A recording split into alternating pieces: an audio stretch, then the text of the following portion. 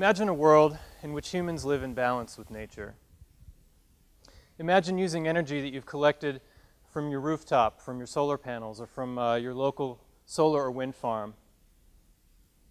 There would be fewer power lines, more small gardens, no more miles and miles of soybeans and corn. In cities, buildings will have turned shades of green with vertical and rooftop gardens. Subway stations will be lit by natural sunlight with subterranean gardens punctuating the walkways and terminals. Local produce markets open every day of the week, all year round. Imagine cities with no plastic and no air pollution, public transportation fueled by energy from the sun, and a society based on equality and a fair economy. What we are imagining is a sustainable future. Sustainability is simply living in a way that will sustain our current way of living, and it's rooted in a balance with natural systems, fair economies, and even social equality and stability. Because where there's overconsumption and strife, there's waste and destruction. Given the current state of the world, with climate change, social injustice, gender inequality, genocide, environmental destruction, and political instability, it's easy to believe that the future I just described is impossible. Just look at all the literal garbage out there. There's a vortex of plastic swirling out in the middle of the Pacific Ocean, double the size of Texas. In America, around half the food that we buy ends up in landfills, creating destructive greenhouse gases. And it's just not in our human nature, many may argue, for all of us to come together to work towards this sustainable future. Sitting here on top of the food chain, with all of our technology and ideas and intelligence, it's easy for us to think that we exist apart from nature. But it's a fact that we live in and are sustained by the natural world. And if we continue to take from, pollute, and destroy the world around us, we will upset balanced systems, resulting in violent weather, drought, famine, the spread of disease, war, and large-scale death. In fact, we are already seeing the effects of unsustainability. It's easy to get sucked into the negativity. I'll admit that even on my best days, I'm pretty cynical. All it takes is for me to switch on the radio and hear the news for me to fall into a funk. But then I start my day, feed the animals and the chickens, water the hopeful little sprouts in my greenhouse, and get to work. And slowly I remember that change is possible. This is a chicken family portrait for those of you who are wondering. I've spent my life exploring what it means to be sustainable, whether I was aware of it or not. I grew up in a forest here in central Pennsylvania, graduated from the University of Vermont with an environmental studies degree, spent my years following college volunteering on permaculture farms in Thailand, India, and England, and eventually fell into farming as my home gardens grew and I took over a friend's farm.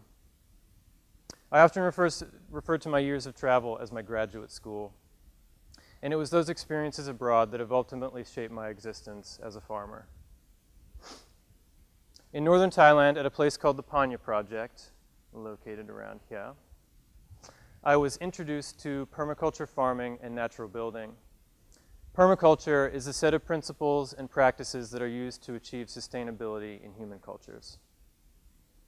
Permaculture is essentially a way of living in tandem with the natural world, as permaculturists base their way of life on natural systems and cycles. At the farm in Thailand, the structures are built entirely out of local materials. Sand, clay, straw, and rice husks are used to create cob, which is a kind of natural cement. Bamboo and dead wood from the forest strengthen the cob and form the thatched roofs. Chickens are used to scuffle new garden beds for planting. Gardens designed to maximize planting space are packed with not just single crops, but a variety of plants that grow well together. A large earthwork called a swale meanders down the hillside behind the farm, which is designed to catch the monsoon rains. The year it was built, the villagers downstream remarked that because of the swale, they had, for the first time, water flowing during the dry season. Most of my volunteer experiences in India have been spent in a large grouping of intentional communities in Southeast India at a place called Auroville.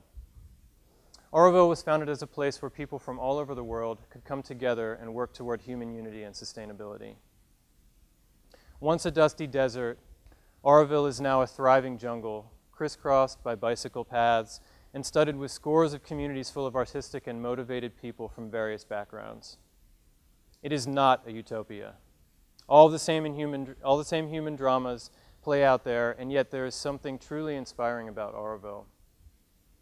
Every time I visit, I'm reminded of what true community feels like.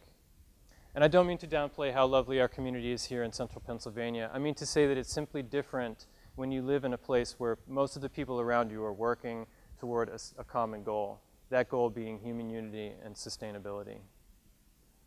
I recently spent a month in Oroville visiting old friends and stopped by to see my friend Krishna McKenzie, a fellow TED speaker, at his permaculture farm in Oroville. Solitude Farm is a true embodiment of permaculture principles. At a first glance, it looks less like a farm and more like a forest with lots of edible food in it. Papaya and banana trees are scattered throughout, creating shade and microclimates that cooler crops like lettuce do well in. Out in the full sun are tomatoes, eggplant, okra, millet, and a variety of other crops growing together amidst various weeds that Krishna explains are not weeds at all. Seemingly every little plant has its own purpose, and nearly all are edible. I won't go into the finer details about all the plant relationships, but I will say instead that the biodiversity and relative wildness of it all keeps otherwise voracious weeds and pests in check. By acquiescing to nature's will and observing and working with nature's systems, by honoring the soil and giving back rather than simply taking things away, we can create successful, sustainable farms that take a lot less effort to manage. Perhaps the best glimpse I've had of true sustainability was in the far northwest region of India in a place called Ladakh. This high mountain Himalayan desert was closed off from the outside world until 1974 and still retains its ancient culture in some of the more remote villages. I spent a summer with a family in a small village located at a curve in the Indus River. Massive mud brick homes hug the mountainsides and give way to the village gardens that stretch down towards the river. Glacial melt feeds the fertile valley, creating an oasis amidst the high mountain desert. Climate change has caused the glaciers to melt away, but an elder explained to me that Ladakhis have been damming streams high up in the summertime, creating reservoirs that fill up and freeze over winter, essentially creating their own glaciers. This is a prime example of the Ladakhi spirit. There's a reason that people have been able to live in this harsh region for thousands of years. Ingenuity and true community are essential to survival. Villagers have their own fields, but when it comes time to harvest, the entire village comes out to help. The mood is festive, and there's no division of labor or gender inequality. Men and women, young and old, share in all duties from cooking and cleaning to carrying water and tending the fields. Both women and men are the heads of house, though Ladakhi society does seem to be more matriarchal. Even though I was living with a specific family, I was not beholden to them. I was shared around. I helped nearly all the village families with big tasks like building new homes, spreading out fruit harvests on rooftops to dry in the sun, and bundling hay for feed in the long winter. I even traveled with a family member to a distant village for 3 days to help with a relative's wheat harvest. Work is done with simple sickles, ropes, and hands, nothing else. Days were long and hard, and yet not once in that entire summer did I hear anyone raise their voice in anger or distress. Ladakhis work together to create self-sufficiency and sustainability, and so we must look towards cultures like theirs to inform, in which to inform our own, so that we can, in order to inform our own if we wish to create a sustainable future. In the years since my volunteer experiences, I've started my own farm based on the permaculture ideals I gleaned as a volunteer. I've found sustainability in my own way of life, and I now offer my home as a place for volunteers to come and learn about how I live so that my experiences may positively affect their own.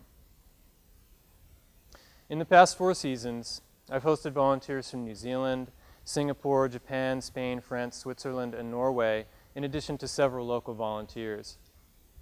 The thing I love about being both a volunteer and a host is the cultural exchange. Living with people from other places and cultures broadens our vision of how humans go about living on planet Earth. I believe that cultural exchange can solve many of our social problems, and I strongly urge all of you to go out and volunteer at some point in your life. And you don't need to go all the way across the planet to have a life-changing experience. You can have a meaningful experience right here in your own community garden or shelter. I mentioned that my experience abroad has shaped my life as a farmer, but the permaculture principles I learned have not only informed my farming practice, but really all aspects of my day-to-day life. Working towards sustainability requires that we make decisions like supporting our local economies by being conscious consumers, becoming volunteers, buying food in bulk from farmers markets with reusable bags so we can cut down on plastic, commuting on our bicycles, making a compost pile rather than throwing all of our food out, and so many other little actions that make up our daily lives.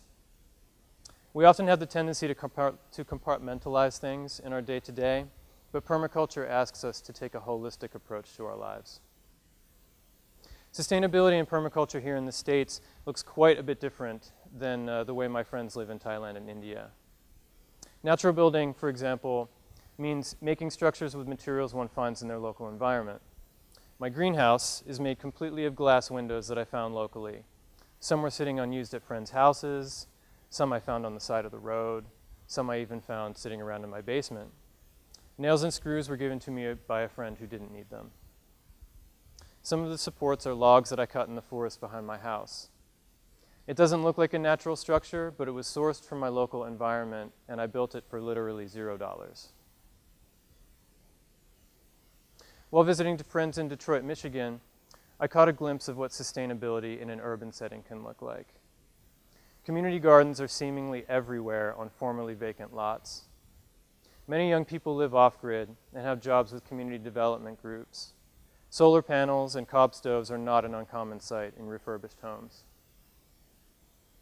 In New York City, I had the opportunity to collaborate musically with DJ Spooky, who I met here actually at Juniata College, in an event to help fund the Lowline project. The Lowline is an underground development project that will use mirrors to bring light from above into subway spaces, creating gardens and natural light in spaces we normally think of as dreary and uninspiring. Imagine once more walking down the steps into a subway terminal, alive with gardens and sparkling with natural light. I started off this talk by mentioning all the terrible things happening in and to the world, and I'm sure I'm not the only one who gets depressed about the state of things. But when I look around at my community here in central Pennsylvania, I see the seeds of positive change. Small community development and revitalization groups have popped up in the past few years and have begun beautifying our town. I help run a community garden that donates all of its produce to people who don't normally have access to fresh, organic food. More and more people come out to support the farmers market every season. Local pubs and cafes are engaging in the local farm-to-table movement. A large group of people, passionate people, are developing a community composting program with help from the borough. And even our mayor and one of our borough council members buys a weekly box of veggies from my farm. When we forget about the global gloom and doom and instead focus on what we can do locally, things we have personal control over, we can come together as communities and develop bonds that make us stronger and more self-sufficient. We develop food security by growing our own gardens, volunteering at community gardens, and supporting our local farmers. I firmly believe that bringing people of all backgrounds, nationalities, and genders together to push for a sustainable future can solve or at least mitigate problems like racism, sexism, illness, and depression. The local food movement, for one, is something that, once adopted, will not go away. Anyone who's tasted a fresh tomato or a carrot can never truly go back. People are waking up socially and pushing for equality and a livable wage. And we are also seeing a surge in the implementation of renewable energy and design. The impossible dream of living sustainably is not so unrealistic if we can get past our differences and cynicism and focus on what we can do right now in our own lives. So I ask you all to turn off your devices, pick up a shovel, and go out there and change the world one garden at a time.